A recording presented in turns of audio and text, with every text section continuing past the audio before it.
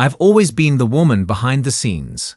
My name is Jessica Miller, and for the past 7 years, I've worked as a personal assistant to Eleanor Blackwood, one of the most influential tech executives in the country. Most people have never heard of Eleanor. She prefers it that way. But her software company powers critical infrastructure for hospitals nationwide.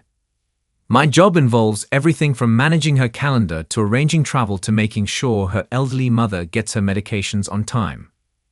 Eleanor pays me generously and treats me with respect, something I've learned isn't common in my field.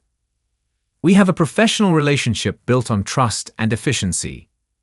I know her allergies, her preferences, and exactly how she takes her coffee. Black, no sugar, in a ceramic mug, never paper. Then there's Marcus, Eleanor's head of security. Ex-military, intimidatingly observant, but surprisingly kind. He leads a small, elite team that's always present, but nearly invisible. I never fully understood why someone like Eleanor needed security until last Tuesday. We were at Portland International Airport, heading to a critical meeting in Boston. Eleanor had been working for months on a healthcare initiative that would revolutionize patient data systems. The meeting was with government officials and hospital administrators, the kind that couldn't be rescheduled. That's when I met him, Bradley Wilson, the gate agent with a power complex. I noticed immediately how he spoke sweetly to some passengers while barking orders at others. When an elderly woman struggled with her boarding pass, he rolled his eyes and sighed dramatically. Red flag. Eleanor was taking a call in a quiet corner, while I approached the counter to check on our boarding status. A weather system was moving in, and I wanted to confirm we'd depart on time. "Excuse me," I said with my best professional smile. "I'm checking on Flight 1382 to Boston. Are we still on schedule?" Bradley barely looked up from his computer. "It's boarding in 20 minutes. Can't you see the board?" I maintained my smile. "Yes, thank you. We have a tight connection in Boston. I just wanted to make sure. If you can read the departure board, you have your answer," he interrupted, now looking at me with thinly veiled contempt. "Next customer, please." I stepped aside, a bit taken aback, but not overly concerned. Little did I know this minor interaction was just the beginning of what would become the most stressful, and ultimately satisfying, travel day of my career. When boarding began, I gathered Eleanor's things and texted Marcus, who was waiting near security with another team member. Eleanor finished her call, and we approached the gate together. I handed Bradley our boarding passes. He scanned mine without issue, but when he got to Eleanor's, he frowned dramatically. "This won't work," he declared loudly. "I'm sorry?" I asked, confused. We had identical boarding passes, printed from the same computer an hour earlier. "This boarding pass has an issue," Bradley repeated, louder this time. Several passengers turned to look. Eleanor stepped forward. "What seems to be the problem?" she asked calmly. Bradley's demeanor changed instantly when he saw Eleanor's expensive suit and the subtle diamond earrings she wore. "Oh, nothing to worry about, ma'am. The system sometimes glitches. Let me reprint it for you." I noticed the shift immediately, polite to Eleanor, dismissive to me. As he handed Eleanor her new boarding pass, I said quietly, "Thank you for your help." Bradley ignored me completely and called the next passengers forward. Eleanor noticed, but said nothing as we walked down the jetway. Once seated in first class, Eleanor took out her laptop. "That was odd," she remarked. "Just a glitch, like he said," I replied, though something felt off. 20 minutes passed. The plane was fully boarded except for 2 people, Marcus and his team member, who had priority boarding passes. I spotted them walking down the aisle when Bradley's voice came over the intercom. "Jessica Miller, please return to the gate desk immediately." Passengers stared as I unbuckled and made my way off the plane. At the desk, Bradley's smile had vanished. "Your reservation has been flagged," he said with unconcealed satisfaction. "I can't allow you to board." "Flagged? For what reason?" I asked, heart racing. Eleanor's meeting was in 15 hours, and I had all her presentation materials. Security concerns, he said vaguely. You'll need to go to the main ticket counter to sort it out. But my colleague is on board. We're traveling together. Not anymore, he said, turning to his computer. Next issue. May I see the specific flag on my reservation? I asked, struggling to remain professional. That's confidential airline information, he snapped. You need to step aside now, or I'll call security. I felt my face flush with humiliation as other passengers watched. Bradley was clearly enjoying this small display of power, and there seemed to be nothing I could do about it. I called Eleanor immediately. Bradley won't let me board. He claims there's a security flag. That's ridiculous, Eleanor said. Put him on the phone. When I tried to hand Bradley my phone, he waved it away. No phone calls at the gate desk. Airline policy. I stepped back, increasingly desperate. Eleanor, he won't speak to you. What should I do? Stay there, she said firmly. I'm coming out. Minutes later, Eleanor appeared in the jetway. When Bradley saw her, his expression soured. Ma'am, you need to return to your seat. We're preparing for departure. Not without my assistant, Eleanor replied. What security flag are you referring to? Bradley's tone became condescending. Ma'am, I understand you're upset, but security protocols are confidential. Your assistant needs to resolve this at the main terminal. Eleanor's voice remained measured. Show me the flag on your system. I don't have to show you anything, Bradley retorted. Now please return to your seat, or you'll both be removed from this flight. A supervisor named Patricia approached, looking concerned. What's happening here? Before Bradley could speak, Eleanor explained the situation. Patricia asked to see Bradley's screen. After examining it, she turned to us with confusion. There's no security flag here. Bradley's face reddened. It was there a minute ago. The system must have updated. Patricia looked skeptical. Let me check Ms. Miller's reservation. After typing for a moment, she shook her head. I see nothing unusual. She's clear to board. Bradley interjected. Actually, there's another issue.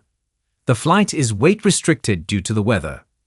We need to offload passengers, and since she was the last to check in.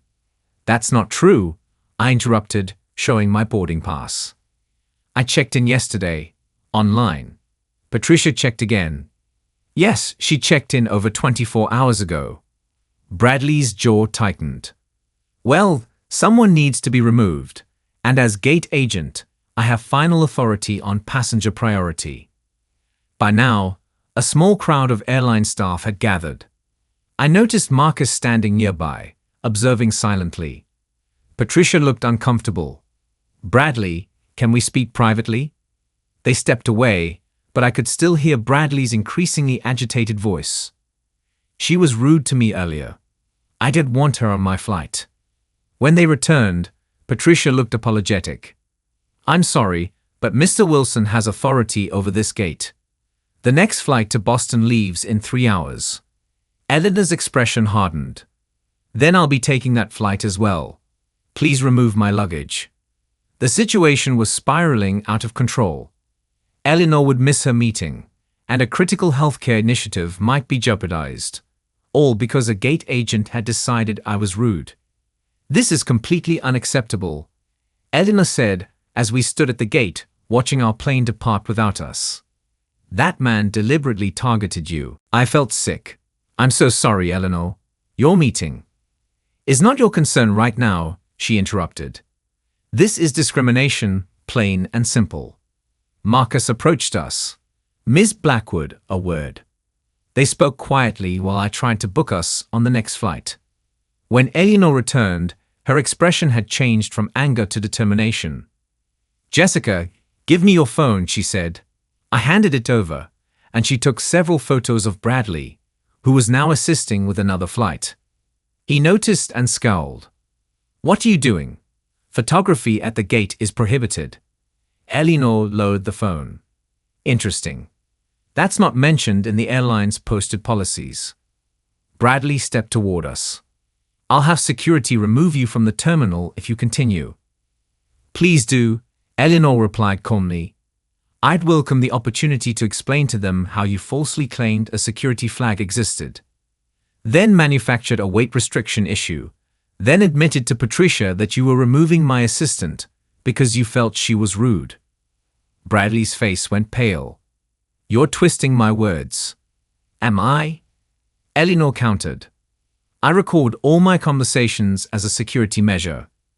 Would you like me to play back what you said to Patricia? This was a bluff. Eleanor didn't record conversations, but Bradley didn't know that. He retreated to his desk without another word. I felt a wave of despair. The next flight gets in too late for your meeting. This entire trip is ruined. Eleanor checked her watch. Not necessarily. But first, I want to file a formal complaint. We headed to the airline's customer service office, where we were met with apathy. The manager, Thomas Reed, barely looked up from his computer as Eleanor explained what happened. These situations are subjective, Thomas said dismissively. Gate agents have discretion over boarding issues. Even when they lie about security flags? Eleanor asked. Thomas shrugged. If you'd like to file a complaint, here's the form. It typically takes 6 to 8 weeks for a response. As we left the office, I fought back tears of frustration. I don't understand why he targeted me. I was nothing but polite. Eleanor placed a hand on my shoulder. This isn't about you, Jessica. Some people just need to exercise what little power they have over others. But that doesn't mean we have to accept it. In that moment, something changed. I wasn't just embarrassed anymore, I was angry. And for once, I wasn't going to simply walk away. I need to see the airline's boarding priority policies, I told Eleanor as we sat in the airport lounge. There are federal regulations about this. Eleanor nodded approvingly as I pulled out my tablet and began researching. Marcus sat nearby, making phone calls. After 30 minutes of research, I discovered something important.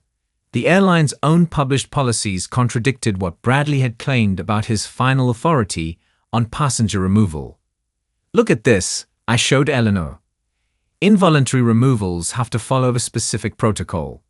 They must start with asking for volunteers, then move to those with refundable tickets, then those who checked in last. At no point does it give gate agents discretion to remove passengers they personally dislike. Eleanor smiled. Excellent work. What else? I continued digging and found the Department of Transportation's rules on discriminatory practices. This falls under unfair and deceptive practices. There are serious penalties for airlines that allow employees to discriminate. While I researched, Eleanor was texting with her executive team. We're not taking the next commercial flight, she announced. I've arranged a private jet. We'll make the meeting with time to spare. I looked up, surprised. But what about this situation? Oh, we're not done here, Eleanor assured me. In fact, we're just getting started. Marcus, is everything arranged? Marcus nodded. The team is in place. We've also located the airline's VP of Customer Experience. He's at the headquarters in Dallas, but he's agreed to a video call in 30 minutes. Eleanor turned to me. Jessica, prepare a concise summary of what happened, with specific references to which policies were violated. I want it in 20 minutes. For the first time that day, I felt a surge of hope. We were fighting back, and it felt good. The airline's Vice President of Customer Experience, Robert Jenkins, looked uncomfortable on the video call as Eleanor calmly described what had transpired. This is concerning, Ms. Blackwood, he said. I assure you we don't condone this behavior. Yet it happened, Eleanor replied. And your customer service manager dismissed our concerns entirely. I presented my findings about policy violations. Robert's discomfort visibly increased. We'll conduct an investigation immediately, he promised. That's a start, Eleanor said. But I'm not leaving this airport until there are consequences for Bradley Wilson's actions today. Robert shifted nervously. These processes typically take time. I understand, Eleanor interrupted. Perhaps I should mention that I sit on the board of Medlink Systems. We provide software to over 400 hospitals nationwide, many of which book corporate travel exclusively with your airline. The color drained from Robert's face. I see. I'm also scheduled to give a keynote at the National Healthcare Conference next month, where I'll be discussing ethical corporate practices, Eleanor continued. I would prefer to include your airline as a positive example rather than a negative one. Let me see what I can do, Robert said quickly. Can I call you back in 15 minutes? While waiting, Marcus approached with news. Security cameras captured the entire exchange at the gate. I secured a copy of the footage. Exactly 15 minutes later, Robert called back. His tone had completely changed. Ms. Blackwood, I want to personally apologize for your experience. We've reviewed the security footage and spoken with Supervisor Patricia Johnson. What happened was unacceptable. And, Eleanor prompted, Mr. Wilson has been removed from gate duties pending a full investigation. We've also issued refunds for both your tickets and would like to offer you complimentary first-class travel for a year. Eleanor glanced at me. I gave a slight nod. That's acceptable as compensation, Eleanor said. However, I expect this investigation to result in meaningful action, not just a slap on the wrist. Absolutely, Robert assured her. Would you like to speak with our CEO? He's available now. That won't be necessary, Eleanor replied. But I will be following up on this matter personally. After ending the call, Eleanor turned to me with a satisfied smile. Our private jet leaves in an hour. Shall we head to the terminal? As we gathered our belongings, I noticed Bradley being escorted from the gate area by a manager. He caught my eye for a moment, his expression a mixture of shock and rage, as he realized who Eleanor Blackwood actually was. As we prepared to leave for our private flight, an airline executive named Michael Dawson rushed toward us. Ms. Blackwood, Mr. Jenkins asked me to personally escort you to our premium lounge until your departure. Eleanor regarded him coolly. That's not necessary. Please, Michael insisted. We want to make this right. Eleanor looked at me questioningly. After what we'd been through, I didn't want special treatment. I wanted accountability. Actually, I said, surprising myself with my confidence, I'd like to speak with Bradley Wilson before we leave. Michael looked panicked. I don't think that's a good idea. It wasn't a request, Eleanor stated firmly. 20 minutes later, we sat in a conference room near the airline's offices. Bradley entered, followed by Patricia and Michael. Bradley's arrogant demeanor had vanished, replaced by obvious anxiety. Mr. Wilson, Eleanor began, do you know who I am now? Bradley swallowed hard. Yes, Ms. Blackwood. But you didn't when you decided to remove Ms. Miller from our flight, did you? No, ma'am. Jessica has something to say to you, Eleanor said, nodding to me. I took a deep breath. Mr. Wilson, I want to understand why you targeted me today. Was it because I'm a woman? Because I'm not as expensively dressed as Eleanor? Or do you regularly abuse your position this way? Bradley's eyes darted to Michael, who nodded for him to answer. I thought you were being disrespectful, he muttered. By asking about our flight status. He shifted uncomfortably. You questioned my authority. No, I corrected him. I questioned a discrepancy. There's a difference. Bradley remained silent. Your actions today nearly derailed a healthcare initiative that would have improved patient care for thousands of people, I continued. All because you wanted to exercise power over someone you perceived as beneath you. Edina stepped in. The airline has assured us you'll face appropriate consequences. But I want to hear from you. Do you understand what you did wrong today? Bradley's face flushed. Yes, I made a mistake. A mistake. Eleanor raised an eyebrow. You deliberately fabricated reasons to remove Ms. Miller from that flight. That's not a mistake, that's misconduct. Michael intervened. Ms. Blackwood, we fully acknowledge the seriousness of this situation. Bradley will be entering our employee conduct program, and this incident will be used in our training materials moving forward. That's not enough, I said firmly. I want your assurance that he won't be in a position to do this to anyone else.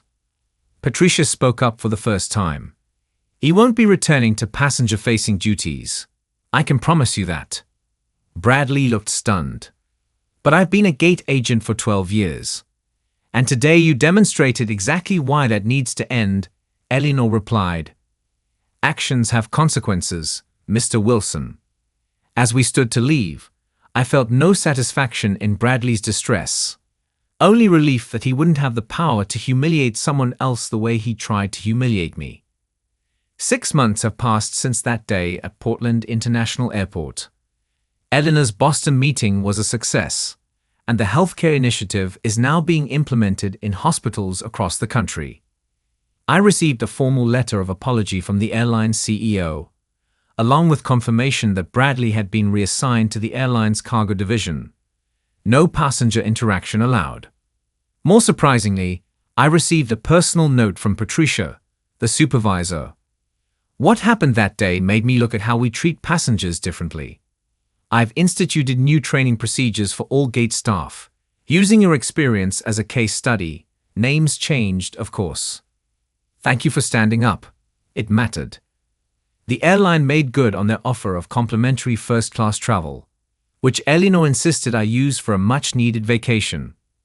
I chose Bali, where I spent 2 glorious weeks reflecting on how much had changed, not just with the airline, but within myself. The most significant change came 3 weeks after the incident. Eleanor called me into her office unexpectedly. Jessica, I've been impressed with how you handled yourself during that airport situation, she began. You showed resourcefulness, determination, and leadership, qualities I value tremendously. She slid a folder across her desk. Inside was a job offer for a new position as Eleanor's chief of staff, with a substantial salary increase and expanded responsibilities. You've been managing crises behind the scenes for years, Eleanor explained. It's time you stepped into the spotlight. I accepted without hesitation. Last week, I returned to Portland International Airport for the first time since the incident. As I checked in for my flight, I noticed a framed document prominently displayed at the customer service desk. It was the airline's Passenger Bill of Rights, newly implemented across all their terminals nationwide. The customer service agent smiled as she handed me my boarding pass. We've made some changes around here, she said. For the better. As I headed to my gate, I passed the spot where Bradley had tried to exert his small amount of power over me. I felt no anger, only a sense of quiet satisfaction. Sometimes the most powerful response to injustice isn't a dramatic confrontation, but the methodical, determined pursuit of accountability. Eleanor taught me that, and as I settle into my new role, with its greater responsibilities and challenges, I try to remember the lesson. True power isn't about controlling others. It's about using your influence to ensure everyone is treated with dignity and respect. Even at airport gates. The end. If you enjoyed this story, don't forget to hit the subscribe button and become a part of our Everyday Life Stories community, where we celebrate quiet strength, real struggles, and unexpected victories. Where are you watching from? Drop a comment below. We love hearing from our amazing viewers around the world.